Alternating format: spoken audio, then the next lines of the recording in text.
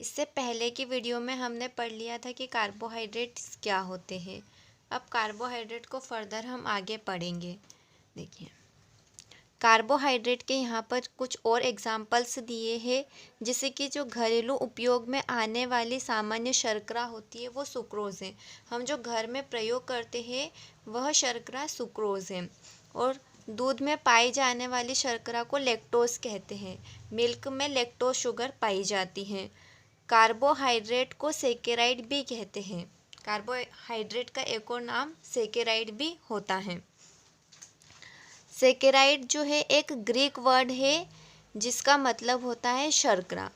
तो सेकेराइड क्या है? एक ग्रीक शब्द है जिसका मतलब होगा शर्करा। अब हम देखेंगे कार्बोहाइड्रेट का वर्गीकरण।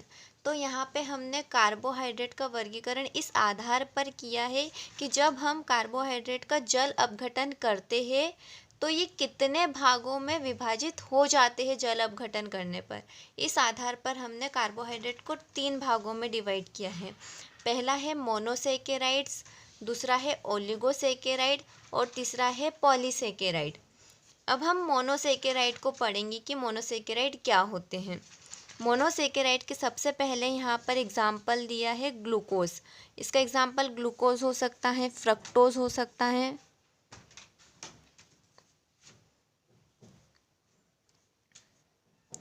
फ्रक्टोज हो सकता है और गैलेक्टोज भी इसका एग्जाम्पल हो सकता है मोनोसेकेराइड का।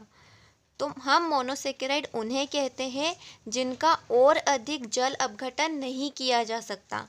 ग्लूकोज, फ्रक्टोज ये पहले ही बहुत सिंपल फॉर्म में रहते, सरल रूप में रहते हैं, इसीलिए इनका और हम जल अपघटन नहीं कर सकते हैं।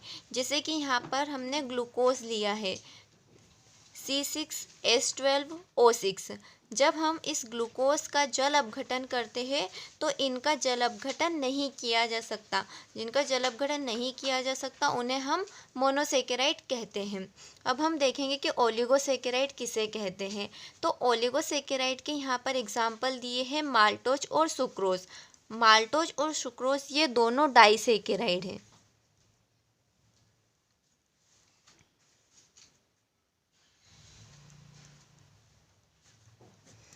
हम यहाँ पर माल्टोज और सुक्रोज का जल अपघटन करेंगे।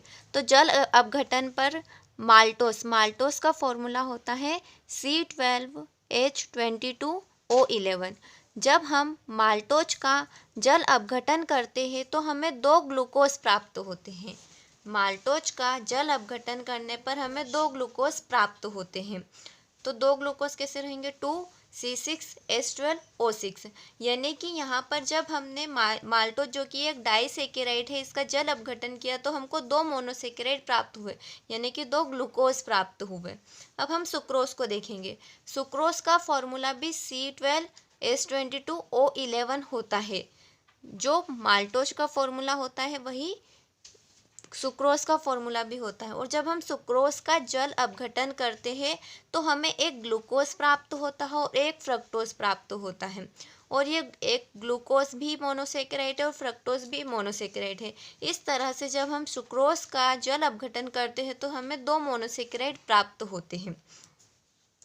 अब जब हम ओलिगोसेकेराइड की एग्जैक्ट डेफिनेशन देखते हैं तो हमें पता चलता है कि वे कार्बोहाइड्रेट जिनके जल अपघटन पर 2 से 10 तक मोनोसेकेराइड इकाइयाँ प्राप्त होती है। यानी कि जब हम ओलिगोसेकेराइड का जल अपघटन करते हैं तो हमें 2 से लेकर 10 तक मोनोसेकेराइड इकाइयाँ प्राप्त हो सकती है।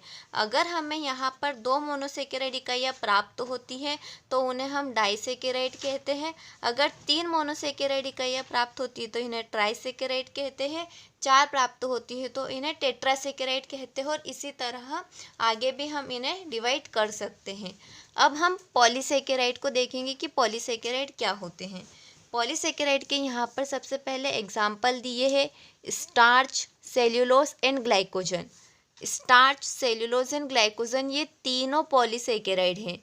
हम इन्हें पॉलीसेकेराइड इसलिए कहते हैं क्योंकि जब हम इनका जल अपघटन करते हैं तो हमें बहुत सी मोनोसेकेराइड इकाइयाँ प्राप्त होती हैं।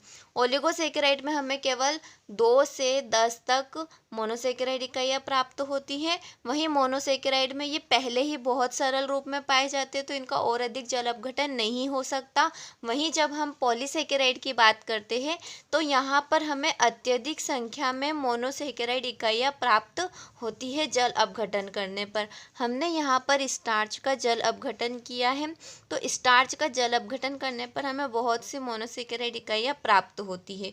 जो पॉलीसेकेराइड होते हैं वो स्वाद में मीठे नहीं होते हैं। पॉलीसेकेराइड स्वाद में मीठे नहीं होते हैं, इसीलिए इन्हें हम अशर्करा भी कहते हैं। हम फटाफट रिवाइज कर लेते हैं। हमने आज क्या पढ़ा है? घरेलू उपयोग में आने वाली शर्करा सुक्रोज कहलाती है और दूध में पाई जाने वाली शर्करा को लैक्टोज कहते हैं। कार्बोहाइड्रेट को सेकेराइड्स भी कहते हैं। सेकेरॉन एक ग्रीक शब्द है जिसका अर्थ होता है शर्करा। फिर हमने कार्बोहाइड्रेट का वर्गीकरण किया है। कार्बोहाइड्रेट का वर्गीकरण हमने इस आधार पर किया है कि जब हम कार्बोहाइड्रेट का जल अपघटन करते हैं तो हमें कितनी मोनोसेकेराइड इकाइयाँ प्राप्त होती हैं। तो सबसे पहले हमने मोनोसेकेराइड देखा, तो मोनोसेकेराइड में हमने एग्जाम्पल देखा ग्लूकोज, फ्रक्टोज, गैलेक्टोज भी हो सकता है। यहाँ पर एग्जाम्पल हमने देखा कि जब हम इनका जल अपघटन करते हैं तो हम इनका जल अपघटन नहीं कर सकते, क्योंकि ये पहले ही बहुत सरल रूप में पाए जा सकते हैं या पाए जाते हैं। वहीं हम ओलिगोसेकेराइड की बात करें तो ओलिगोसेकेराइड के यहाँ पे एग्जाम्पल दिए हैं माल्टोज, सुक्रोज, जो कि डाइसेकेराइड आते हैं। इनको डाइसेकेराइड कहते हैं। इनको डाइसेकेराइड इसलिए कहते हैं क्योंकि जब हम इनका जल अपघटन करते हैं तो हमें 2 मोनोसेकेराइड इकाइयाँ प्राप्त होती हैं। डाई मतलब 2 और सेकेराइड मतलब क्या होगा? मोनोसेकेराइड हमें प्राप्त होते हैं। हमने जल अपघटन किया यहाँ पर माल्टोज का फॉर्मूला होता है C12H22O11। जब हमने इनका जल अपघटन किया तो हमें 2 ग्लूकोज प्राप्त हुए। माल्टोज का जल अपघटन करने पर 2 ग्लूकोज प्राप्त होते हैं। दोनों ही क्या है? मोनोसेकेराइड है।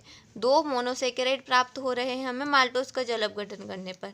सुक्रोज का जब हमने जल अपघटन किया तो हमें एक ग्लूकोज मिला और एक फ्रक्टोज मिला, और ये दोनों क्या है? 2 मोनोसेकेराइड हैं। फिर हमने ओलिगोसेकेराइड की डेफिनेशन देखी कि इनके जल अपघटन पर 2 से 10 तक मोनोसेकेराइड इकाइयाँ प्राप्त होती हैं। अगर हमें 2 मोनोसेकेराइड इकाइयाँ प्राप्त हो रही है तो हम डाइसेकेराइड कहेंगे, 3 प्राप्त हो रही तो ट्राइसेकेराइड, 4 प्राप्त हो रही है तो टेट्रासेकेराइड। इस तरह आगे भी हम इनके नामकरण करेंगे। वहीं जब हम पॉलीसेकेराइड की बात करते हैं तो स्टार्च, सेल्यूलोज, ग्लाइकोजन एग्जाम्पल आ जाएगा। जल अपघटन में हम स्टार्च को ले लेते हैं। स्टार्च का जब हम जल अपघटन करते हैं तो बहुत सी मोनोसेकेराइड इकाइयाँ हमें प्राप्त होती हैं। फिर हम डेफिनेशन देखेंगे, इनके जल अपघटन पर अत्यधिक संख्या में मोनोसेकेराइड इकाइयाँ प्राप्त होती है। पॉलीसेकेराइड जो होते हैं वो स्वाद में मीठे नहीं होते हैं, इसीलिए इन्हें हम अशर्करा भी कहते हैं।